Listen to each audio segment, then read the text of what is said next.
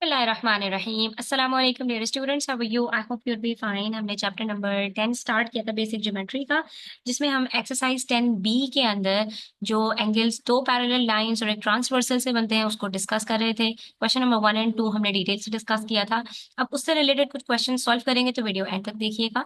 यहाँ पर हमसे कह रहे हैं क्वेश्चन नंबर 3 पार्ट ए के अंदर we have two parallel lines A B and C D. आप देख सकते हैं ए बी और सी डी पैरेलल लाइंस हैं, ठीक है। और हमें अननोन्स की वैल्यू फाइंड आउट करनी है। जब भी इस तरह का आपके पास क्वेश्चन होगा तो आपने उसको स्प्लिट करने की कोशिश करनी है और देखना है कि हम यहाँ पर इसको किस तरह से आसानी के साथ सॉल्व कर सकते हैं। तो सबसे पहले हम यहाँ पर देखेंगे कि हमारे पास दो ट्रांसवर्सल्स हैं। एक ट्रांसवर्सल हमारे पास है ए एफ, एफ ट्रांसवर्सल है, ठीक है। और एक और हमारे पास ट्रांसवर्सल है ई, ठीक है। ये दो लाइंस हैं, ये दोनों अलग अलग ट्रांसवर्सल्स हैं, आप देख सकते हैं, ठीक है। ये दो ट्रांसवर्सल्स हैं हमारे पास। अब यहाँ पर स्प्लिट करने से क्या होगा, अच्छा थोड़ी सी एक्सटेंड भी कर दें और अपनी पैरेलल लाइंस को भी एक्सटेंड कर दिया करें, इससे आपको सॉल्व करने में आसानी होगी, ठीक है। ये देखिए हमारे पास ये जो लाइन ए बी है इसको हम थोड़ा सा एक्सटेंड कर देंगे। तो अब हमारे लिए आइडेंटिफाई करना आसान हो जाएगा कि कौन से दो एंगल्स हमारे पास कॉरस्पॉन्डिंग हो सकते हैं, ठीक है। तो सबसे पहले अगर हम गौर से देखें तो हमारे पास यहाँ पर एंगल 2B और ये पूरा एंगल हमारे पास कॉरस्पॉन्डिंग है। इसकी वजह क्या है कि आप गौर से देखो, अगर हमारे पास ये दो पैरेलल लाइंस हैं और इनके बीच में ये ट्रांसवर्सल है हमारे पास ई, तो हमारे पास ये जो एंगल यहाँ पर बन रहा है, यहाँ पर ये पूरा एंगल है जिसको इन्होंने ट्रांसवर्सल एफ के साथ स्प्लिट कर दिया। गौर से देखिए, ये ट्रांसवर्सल एफ के साथ स्प्लिट है, लेकिन कॉरस्पॉन्डिंग एंगल्स हमारे पास ये दो एंगल्स हैं 2B, और ये दोनों मिलाकर जो है वो एंगल 2B के इक्वल होंगे, ठीक है। तो हम यहाँ पर किस तरह से लिखेंगे कि angle 2B is equals to the sum of angle A and angle 30। Why? क्योंकि ये दोनों एंगल्स मिलकर इनका जो सम है वो 2B के कॉरस्पॉन्डिंग है, और यहाँ पर आप लिख सकते हैं कि बोथ आर कॉरस्पॉन्डिंग एंगल्स, इसलिए ये दोनों इक्वल हैं, ठीक है। जब ये बात समझ में आ जाती है तो फिर अब हमने क्या करना है, हमने एंगल ए फाइंड आउट करना है। और अगर आप गौर से देखो तो आप बाकी दोनों पैरेलल लाइन से एंगल ए बहुत आसानी के साथ फाइंड आउट कर सकते हैं। ये देखिए, ये हमारे पास जो ट्रांसवर्सल एफ है इसके अंदर ये जो एंगल ए है और ये एंगल 38 है, बोथ आर कॉरस्पॉन्डिंग एंगल्स, ठीक है। आप गौर से देखो, ये दोनों बिल्कुल सेम एंगल्स हैं और ये एक दूसरे के कॉरस्पॉन्डिंग है, ठीक है। दोनों राइट बॉटम के ऊपर हमारे पास जो है वो फॉर्म हो रहे हैं। तो सिंस यहाँ पर हम कह सकते हैं कि since angle A equals to 38 degrees, same वही बात कि ये दोनों आपस में कॉरस्पॉन्डिंग है, तो यहाँ से हमें एंगल ए पता चलेगा। और एंगल ए जब पता चलेगा तो angle 2B is equals to angle A plus angle 30 के अंदर एंगल ए की जगह पर हम 38 रखेंगे और इसको सॉल्व कर लेंगे, ठीक है। लेकिन यहाँ पर हमारे पास जो आंसर आएगा वो 2B का आएगा, बी का नहीं आएगा, ठीक है। सबसे पहले तो हमने यहाँ पर इन दोनों को ऐड किया, दिया आंसर इज 68, और उसके बाद हमें अननोन की वैल्यू फाइंड आउट करनी है, तो इसलिए हमने यहाँ से 2 को रिमूव करना होगा।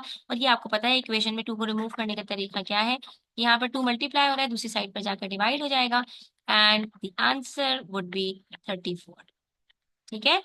तो बी की हमारे पास वैल्यू यहाँ पर कैलकुलेट हो गई। क्या किया हमने, एफ ट्रांसवर्सल से ए की वैल्यू कैलकुलेट की क्योंकि A was corresponding to 38 degrees, ठीक है। और ई ट्रांसवर्सल के ऊपर हमने 2B की वैल्यू फाइंड आउट की कि 2B was corresponding to 30 and A, that is the sum of 30 and A is corresponding to 2B। वहां से हमने बी की वैल्यू कैलकुलेट कर ली। उसके बाद पार्ट बी आपके पास काफी आसान है। पार्ट बी के अंदर आपके पास सिंपली क्या है कि दो पैरेलल लाइंस हैं और एक ट्रांसवर्सल है, ठीक है। अब यहाँ पर हमने क्या करना है, यहाँ पर हमने सिर्फ ये देखा कि हमारे पास एंगल 2D और 7C ये दोनों ऑपोजिट साइड्स पर है, ये दोनों इक्वल होंगे, ठीक है। और 7C और 140 आप देख सकते हैं गौर से कि ये हमारे पास, ये देखिए, कॉरस्पॉन्डिंग एंगल्स, ठीक है। तो यहाँ से हम C की वैल्यू फाइंड आउट कर सकते हैं। जब C की वैल्यू आ जाएगी तो फिर वहां से हम 2D की वैल्यू कैलकुलेट कर लेंगे, ठीक है। सबसे पहले आइडेंटिफाई करना इंपॉर्टेंट है कि कौन से कॉरस्पॉन्डिंग एंगल्स हैं। और से देखो बच्चों, ये दोनों कॉरस्पॉन्डिंग एंगल्स हैं, बिल्कुल इस तरह से फॉर्म हो रहे हैं। और कॉरस्पॉन्डिंग एंगल्स की कैरेक्टरिस्टिक यही है कि वो दोनों हमेशा बिल्कुल सेम पोजिशन में सेम साइज के होते हैं, ठीक है। सेम पोजिशन में होंगे और सेम साइज के होते हैं कॉरस्पॉन्डिंग एंगल्स। कि अब आपको इसकी प्रैक्टिस करनी है, और जब भी ये ट्रांसवर्सल दो पैरेलल लाइंस के बीच में फॉर्म होगी, वहां पर हमारे पास 4 pairs of corresponding angles form होंगे। ठीक है। अच्छा, तो यहां से हमें पता चलेगा कि angle 7C is equals to 140 degrees. Why? Because both are corresponding. और यहीं से हम C की वैल्यू कैलकुलेट करेंगे। ठीक है, तो C is equals to 140 divided by 7. 7 ones are 7, 7 twos are 14, and the answer is 20. It means C की वैल्यू हमारे पास 20 है। अब D की वैल्यू कैलकुलेट करना है, तो D की वैल्यू कैलकुलेट करने के लिए 2D is equals to 7C रखेंगे, बिकॉज ये दोनों एंगल्स हमारे पास ऑल्टरनेट एंगल्स। ठीक है, ऑल्टरनेट भी हैं और ये वर्टिकली ऑपोजिट भी हैं। तो वर्टिकली ऑपोजिट भी आप लिख सकते हो, यहाँ पर दो स्ट्रेट लाइंस एक पॉइंट पर जब मीट करती हैं, ग्रेड 5 में आप लोग ये चीज पढ़ चुके हो, ऑपोजिट एंगल्स जो फॉर्म होते हैं वो वर्टिकली ऑपोजिट होते हैं। ठीक है, तो यहाँ पर 2D हमारे पास 7C के इक्वल है। 7C की वैल्यू हमें पता है, हम क्या करेंगे, C की जगह पर वैल्यू रखेंगे 34, सॉरी 20। ठीक है, और यहाँ पर 2D इक्वेशन को सॉल्व कर लेंगे। जैसे आप इवेलुएट करते हैं इक्वेशंस को, बिल्कुल उसी तरह से आपने इसको सॉल्व करना है। पहले आपको इसीलिए इसीलिए जो है वो लीनियर इक्वेशंस, लीनियर एक्सप्रेशन सिखाया जाता है, ताकि जब फॉर्मूलाज में पुट करने का टाइम आएगा तो वहां पर आपको कंफ्यूजन नहीं होगी। ठीक है, जितनी ज्यादा प्रैक्टिस करेंगे उतनी ज्यादा ग्रिप आपकी अच्छी होगी। मैं हर लेसन में अपने रिपीट करती हूँ ये बात, जितनी प्रैक्टिस करोगे, मैथ्स सिर्फ प्रैक्टिस का नाम है और इसके अंदर कोई रटिफिकेशन नहीं है। जितनी प्रैक्टिस होती है उतनी चीजें आपको मेमोराइज होती हैं, और ये लाइफ टाइम मेमोराइजेशन होता है। ठीक है, तो यहाँ पर 7C के साथ मल्टीप्लाई हो रहा था, तो 7 को मल्टीप्लाई किया 20 से, दी आंसर इज 140। अब यहाँ से 2 को रिमूव करेंगे तो आपके पास आंसर आ जाएगा 140 divided by 2, which is equals to 70। ठीक है, तो यहाँ से देखो C की वैल्यू भी कैलकुलेट हो गई और D की वैल्यू भी कैलकुलेट। ठीक है,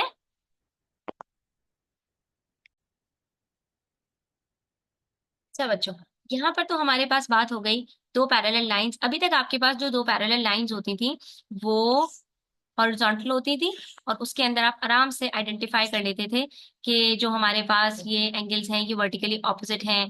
इसी तरह से हमारे पास जो ये दोनों एंगल्स हैं ये भी वर्टिकली ऑपोजिट हैं। फिर आपके लिए ये भी आइडेंटिफाई करना आसान होता था कि आपके पास ये जो सॉरी ऑल्टरनेट एंगल्स हैं। ठीक है, और उसके बाद फिर आपके लिए interior supplementary angles find out करना भी आसान होता था। जैसे अगर हमारे पास दो पैरेलल लाइंस हैं और उसके अंदर हमारे पास सेम साइड्स के ऊपर, in side of the parallel lines, एक ही साइड पर दोनों एंगल्स फॉर्म होते हैं, तो ये इंटीरियर सप्लीमेंट्री होते हैं। ठीक है, इसी तरह से राइट साइड पर भी हो सकते हैं। ठीक है, ये इंटीरियर सप्लीमेंट्री एंगल्स होते थे। अब क्या है, आपके पास जो पैरेलल लाइंस हैं वो वर्टिकल है और ये आपके पास ट्रांसवर्सल है। ठीक है, तो अब क्या होगा, अब आपने बस सिर्फ थोड़ा सा चीजों को कॉम्प्रिहेंड करना है, तो आप आराम से आइडेंटिफाई कर लोगे। अब जो आपके पास ये और ये एंगल होगा, ये आपके पास ऑल्टरनेट एंगल होगा। ठीक है, और आपके पास ये जो एंगल होगा, ये दोनों इंटीरियर सप्लीमेंट्री एंगल्स होंगे। ठीक है, इसी तरह से जो आपके पास यहाँ पर ये दोनों एंगल्स होंगे, ये भी इंटीरियर सप्लीमेंट्री होंगे। ठीक है, वो जो मैंने रेड से मार्क किए हैं ये दोनों आपस में सप्लीमेंट्री एंगल्स हैं। इसी तरह से जो पर्पल से मार्क किए हैं ये भी आपस में सप्लीमेंट्री हैं, वो इंटीरियर सप्लीमेंट्री एंगल्स। ठीक है, यानी एक साइड पर पैरेलल लाइन के, ट्रांसवर्सल के एक साइड पर, चाहे राइट साइड पर दोनों एंगल्स फॉर्म हो पैरेलल लाइंस के विद इन, तो वो भी आपस में इंटीरियर सप्लीमेंट्री होते हैं, और चाहे लेफ्ट साइड पर फॉर्म हो वो भी इंटीरियर सप्लीमेंट्री एंगल्स होते हैं। ठीक है, अब अगर आप गौर से देखोगे बच्चों, तो आपको यहाँ पर आइडेंटिफाई करने में आसानी होगी कि हमारे पास ये जो ट्रांसवर्सल पी क्यू है, ये दो पैरेलल लाइंस ए बी और सी डी के बीच में है, जो कि दोनों वर्टिकल हैं। तो अब ये दोनों एंगल्स हमारे पास इंटीरियर सप्लीमेंट्री होंगे। ठीक है, तो जब ये दोनों इंटीरियर सप्लीमेंट्री हैं और हमें ये बात पता है कि इंटीरियर सप्लीमेंट्री एंगल्स का जो सम होता है वो 180 डिग्री होता है, ये आपस में इक्वल नहीं होते, जस्ट लाइक कॉरस्पॉन्डिंग और ऑल्टरनेट एंगल्स। ठीक है, ऑल्टरनेट एंगल्स और सप्लीमेंट्री एंगल्स दोनों के इक्वल होते हैं, लेकिन यहाँ पर ये दोनों इक्वल नहीं होते। ठीक है, तो अब यहाँ पर हम ये कह सकते हैं कि angle F E plus angle 3E, sorry F E कह रही हूँ, angle 7E plus angle 3E is equals to 180 degree. Simple, ये दोनों एंगल्स क्योंकि, और इसकी वजह हम लिख सकते हैं यहाँ पर कि ये इंटीरियर सप्लीमेंट्री एंगल्स।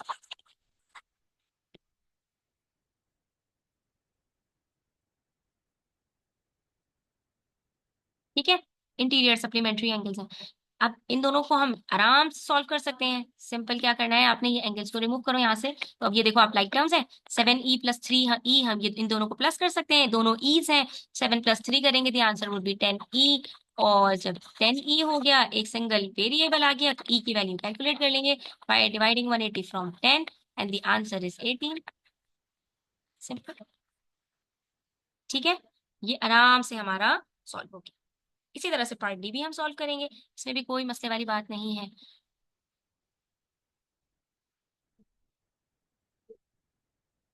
ठीक है, तो अब यहाँ पर हमारे पास पार्ट डी के अंदर भी, अब आप देख सकते हो दो पैरेलल लाइंस हैं, ए बी और सी डी, और ट्रांसवर्सल आपको नजर आ रही होगी कि स्ट्रेट लाइन है। ठीक है, तो ये सिर्फ कंफ्यूज करने के लिए आपको दिया गया है। आपने एंगल्स पर फोकस करना है। ये दोनों अगर हमारे पास पैरेलल लाइंस हैं, ठीक है, ये दोनों पैरेलल लाइंस हैं, और हमारे पास जो एंगल्स फॉर्म हो रहे हैं, तो हमने क्या करना है, इन दोनों को हमने ऐसे करके, ठीक है, और यहाँ पर देखना है। तो एक एंगल इधर है, एक एंगल इधर है, एक राइट साइड पर है, एक लेफ्ट साइड पर है। ऐसे दो एंगल्स को हम क्या कहते हैं? वेरी गुड, अब आप आइडेंटिफाई करने के काबिल हो गए हैं। ठीक है, तो ऐसे दो एंगल्स को हम कहते हैं ऑल्टरनेट एंगल्स। ठीक है, इसका मतलब ये हुआ कि हमारे पास 2f+6 डिग्रीज का जो एंगल फॉर्म हो रहा है, दूसरी तरफ 3f-23 का जो एंगल फॉर्म हो रहा है, इन दोनों का, ये दोनों हमारे पास इक्वल है। सिंपल। और क्यों इक्वल है? बिकॉज ये ऑल्टरनेट एंगल्स है। इसको प्लस करके 180 के इक्वल नहीं कर दीजिएगा, क्योंकि ये हमारे पास सप्लीमेंट्री इंटीरियर नहीं है, ये हमारे पास ऑल्टरनेट एंगल्स हैं, इसलिए ये दोनों एंगल्स हमारे पास इक्वल होंगे। अब हमने क्या करना है, जैसे हम अपने इक्वेशंस को, एक्सप्रेशंस को सॉल्व करते हैं, वैसे करेंगे। 2f+6 is equals to 3f-23। ठीक है, अच्छा जी। अब उसके बाद क्या है, तो हमने यहाँ पर इसको शिफ्ट किया, ये हो जाएगा 2f-3f+6 इज इक्वल्स टू -23। और इसको राइट साइड पे शिफ्ट करेंगे, तो यहाँ पर हमारे पास 2 - 3, ये दोनों लाइक टर्म्स हैं, सॉल्व हो जाएगा। -f आंसर आ रहा है, इज इक्वल्स टू -23 -6 हो जाएगा। ठीक है, हमें ज्यादा बेटर था 3f-23 is equals to 2f+6 लिखते, तो ये नेगेटिव आंसर्स नहीं आते, लेकिन आखिर में ये रिमूव हो जाएंगे। उसके बाद है हमारे पास -23 -6, तो इन दोनों को जब ऐड करेंगे, माइनस माइनस प्लस होता है। इंटीजर्स के जो रूल्स हैं, अलजेब्रा है, वो सारी चीजें यहाँ पर आपके इनकॉर्पोरेट होंगी। अब ये माइनस माइनस दोनों साइड्स पर नेगेटिव है, ये दोनों आपस में कट हो जाएंगे and the answer of f is equals to 29। Simple. ठीक है,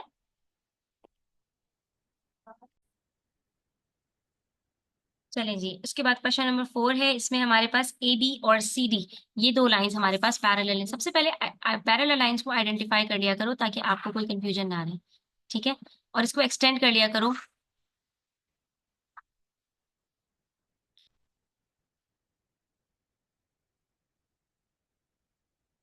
ठीक है,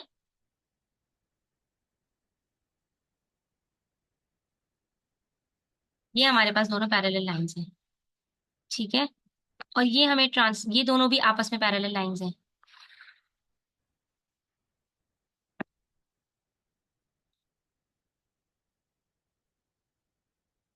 ठीक है,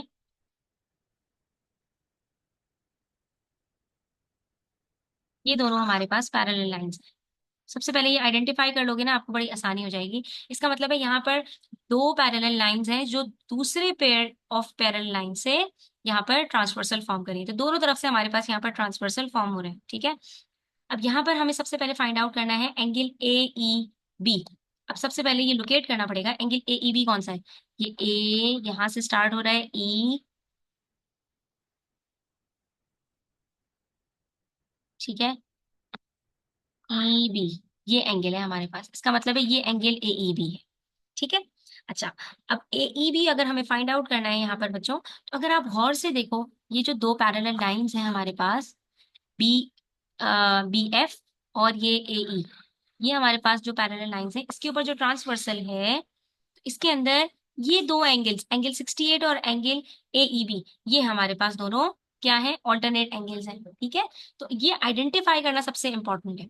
आप देख सकते हो कि ये ट्रांसवर्सल यहाँ पर बन रही है ना, बीसी हमारे पास। ठीक है, और ये जो बीसी हमारे पास यहाँ पर ट्रांसवर्सल बन रही है, तो ये एक पैरेलल लाइन के राइट साइड पर है, एक लेफ्ट साइड पर है। तो हम यहाँ पर लिख सकते हैं कि angle A E B is equals to 68 degrees. Why? Because both are alternate angles.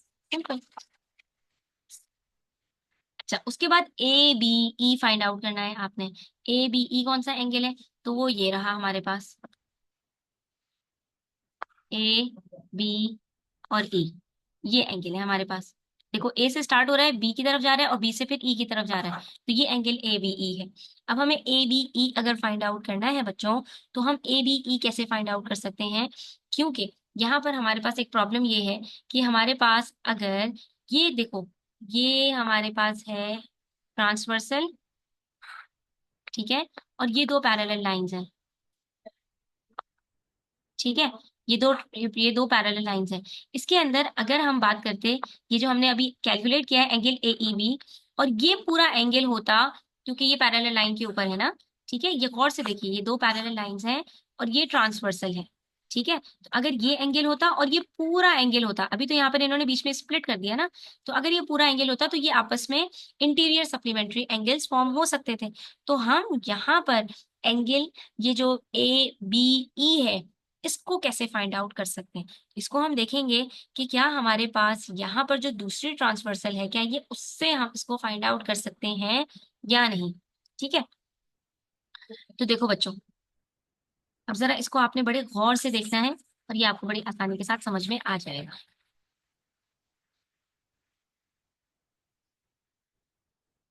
ठीक है। ये हमारे पास है एक पैरेलल लाइन और ये उसकी दूसरी पैरेलल लाइन, ठीक है।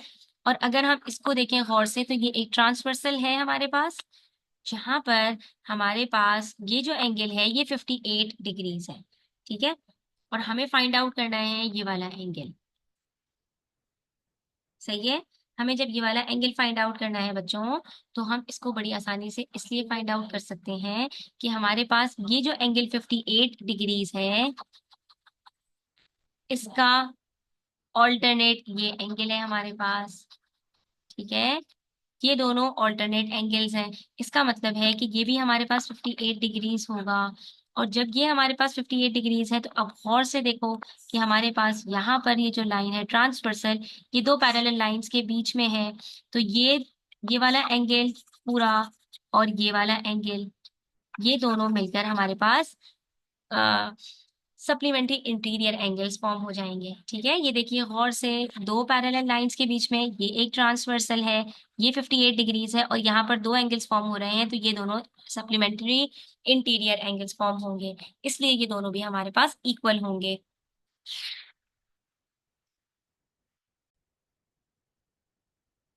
बस हम यहाँ पर क्या करेंगे, सबसे पहले हमने लिखा एंगल बी ए ई, ये जो हमारे पास ये वाला एंगल है और ये वाला एंगल है, ये दोनों आपस में ऑल्टरनेट एंगल्स हैं, तो ये दोनों एक दूसरे के इक्वल्स हैं, ठीक है। उसके बाद जब हमें angle A B E find out करना हुआ, तो हमने कहा कि भाई ये जो तीनों एंगल्स हैं, ये तीनों एंगल्स का सम हमारे पास 180 डिग्रीज होगा। तो एफ बी ई जो हमारे पास एंगल है,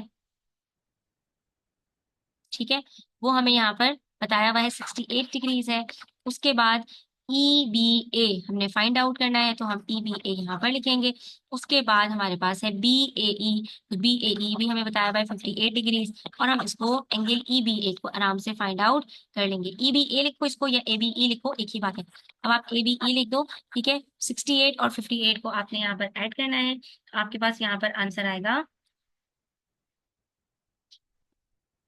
126, ठीक है। अब 126 को सब्ट्रैक्ट कर दो 180 में से, तो आपके पास फाइनल आंसर आ जाएगा, विच इज 54। इसका मतलब है angle A B E is equal to 54 degree, ठीक है।